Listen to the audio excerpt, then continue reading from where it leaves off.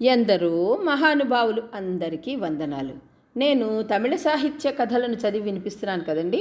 ఈ కథలను రచించిన వారు శ్రీ ము. అరుణాచలం గారు. తెలుగు భాషలోనికి డాక్టర్ చల్లా రాధాకృష్ణ శర్మ గారు అనువాదం చేశారండి. ఇంకా కథ ప్రారంభిస్తాను. ఈ కథ పేరు దరుమి. ఈ కథ పేరు.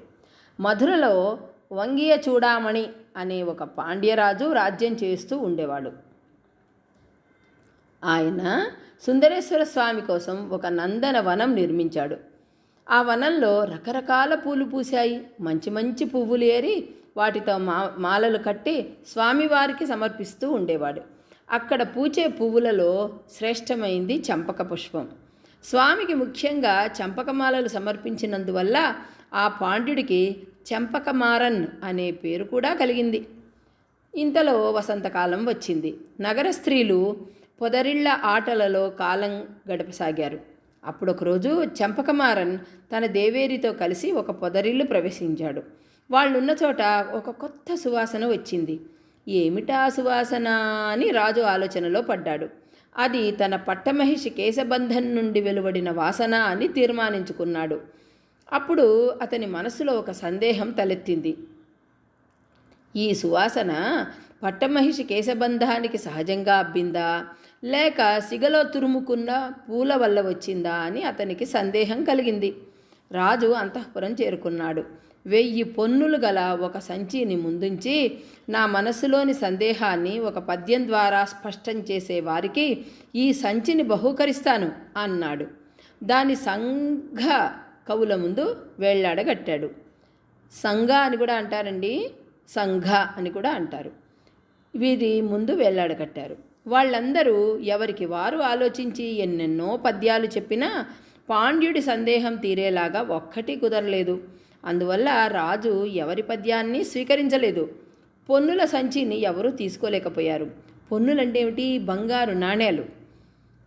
ఆ నాణేలున్న సంచి అన్నమాట అది. ఆ రోజుల్లో దరుమి అనే ఒక ఆది శైవ యువకుడు ఉండేవాడు. అతనికి తల్లిదండ్రులు లేరు.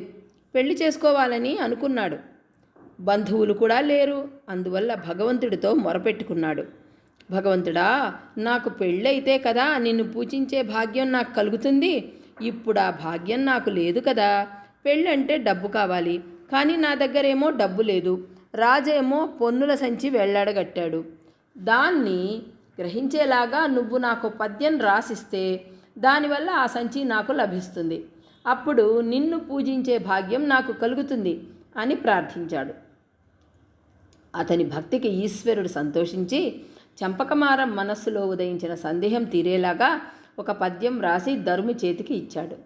భగవంతుడికి నమస్కరించి దరుమి ఆ పద్యాన్ని తీసుకున్నాడు. దాన్ని అతను సంఘ కవులకు సమర్పించాడు. అది చదివి ఆ కవులు చాలా సంతోషించి పాండ్యుడికి ఆ పద్యం చదివి వినిపించాడు. అతని సందేహం తీర్చుకోగలిగిన సమాధానం ఆ పద్యంలో ఉంది. పద్యగత భావం ఏమిటంటే, ఒక ప్రియుడు మధువును ఆస్వాదించిన తుమ్మెదను చూసి, ఓ తుమ్మెదా, నా ప్రేయసి కేశబంధంలోని సువాసన కంటే ఎక్కువ సువాసనను నువ్వు ఆస్వాదించే పూలలో ఉందా? పూలలో ఉంచావా అనే ప్రశ్నతో సమాధానం కలిసి ఉంది. అంటే దానర్థం లేదని భావం. ఆ సంచిని దరుమికి ఇవ్వవలసిందిగా రాజు ఆజ్ఞాపించాడు. కవులు దరుమిని సంచి ఉన్న సంగమంటపానికి తీసుకుని వెళ్ళారు. ఆ సంచిని తీసుకునేందుకు దరుమి ప్రయత్నిస్తూ ఉండగా అక్కడికి నక్కీరుడనే కవి వచ్చి, నువ్వు దీన్ని తీసుకోకూడదు, నీ పద్యం లోపభూయిష్టం అన్నాడు. అది విన్న దరుమి విద్యావిహీనుడు కావడం వల్ల ప్రత్యుత్తరం ఏదీ చెప్పలేకపోయాడు. దుఃఖిస్తూ గుడికి వెళ్ళి ఆ పద్యాన్ని భగవంతుని సన్నిధిలో ఉంచి, స్వామి, ఇప్పుడు నాకు ధనం లభ్యం కాలేదని నేను దుఃఖించడం లేదు. భగవంతుడివైన నీ పద్యాన్ని అల్పజ్ఞానం గల మానవులు లోపభూయిష్టమని అన్నారు కదా. ఇదే నాకు విచారహేతువైంది అన్నాడు. అనంతరం భగవంతుడు ఒక కవివేషాన్ని ధరించాడు. దరుమిని వెంట పెట్టుకుని ఆయన సంగమంటపం చేరుకున్నాడు. మా పద్యంలో తప్పు పట్టిన వాళ్ళెవరు అని భగవంతుడు ప్రశ్నించాడు. తప్పు పట్టింది నేనే అని నక్కీరుడు జంకకుండా ప్రత్యుత్తరం ఇచ్చాడు. ఏమిటా తప్పు? శబ్దదోషం కాదయ్యా, అది భావదోషం అన్నాడు నక్కీరుడు. ఏమిటా భావదోషం అన్నాడు భగవంతుడు. అంటే భగవంతుడని తెలియదు నక్కీరుడికి. వేషం వేసుకుని వచ్చాడు, ఆయన కవివేషాన్ని వేసుకున్నాడు. స్త్రీల కేశబంధానికి సహజమైన సువాసన లేదు, సంపర్కం వల్లనే అది కలుగుతుంది అన్నాడు నక్కీరుడు. పద్మినీ జాతి స్త్రీ కేశబంధానికి అని ప్రశ్నించాడు భగవంతుడు. అది అంతే, సంపర్కమే కారణం అన్నాడు నక్కీరుడు. దేవతా స్త్రీల కేశబంధానికి గల సువాసనకు కారణం అని ప్రశ్నించాడు భగవంతుడు. అది సంపర్కం వల్లనే అన్నాడు నక్కీరుడు. అది సరే, నువ్వు పూజించే శ్రీకాళహస్తీశ్వరుని దేవి అయిన జ్ఞానప్రసూనాంబిక కేశబంధం కూడా అలాంటిదేనా అన్నాడు భగవంతుడు. అవును అన్నాడు నక్కీరుడు. అనంతరం వచ్చిన ఆ కవి శివుడే అని వ్యక్తం చేయడానికి గాను తన 3వ కంటిని కొంచెం చూపించాడు వచ్చిన భగవంతుడు. కవివేషంలో వచ్చిన భగవంతుడు. అది చూసినా కూడా నక్కీరుడు భయపడలేదు. నీ ఒళ్ళంతా కళ్ళైనా సరే తప్పు తప్పే అని తన వాదం మానలేదు. కానీ ఆ క్షణమే పరమశివుడి 3వ కంటి నుండి వెలువడిన అగ్ని తీక్షణతకు భరించలేక నక్కీరుడు పరిగెత్తుకుంటూ వెళ్ళి బంగారు తామర కొలనులో మునిగాడు.